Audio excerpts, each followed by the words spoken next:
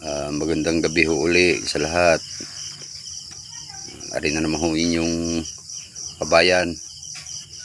May naway nasa maayos na ang lahat.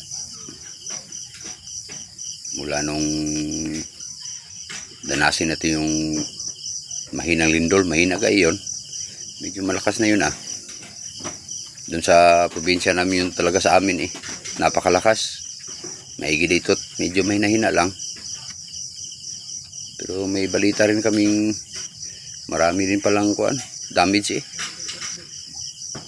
Kaya lagi tayong dalangin sa itaas na naway ilayo tayo sa anumang kapahamakan at makapagpatuloy tayo sa ating buhay. Mahirap na baka tayo madamay okay na rin yun. Pagsubok lang yan.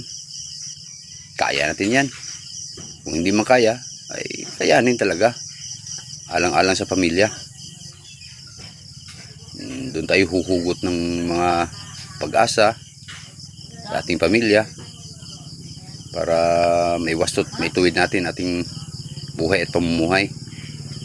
Pero pinakauna sa lahat talaga, tumawag tayo sa itaas. Humingi tayo ng tulong lagi. Magmamakaawa tayo lagi. Nagabayan tayo.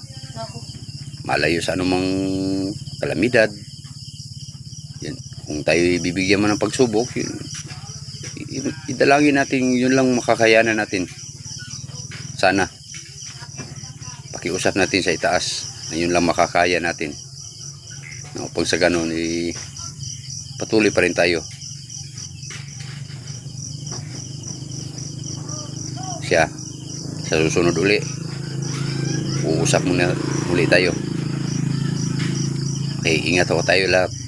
Ingat tayo lagi. Salamat Sige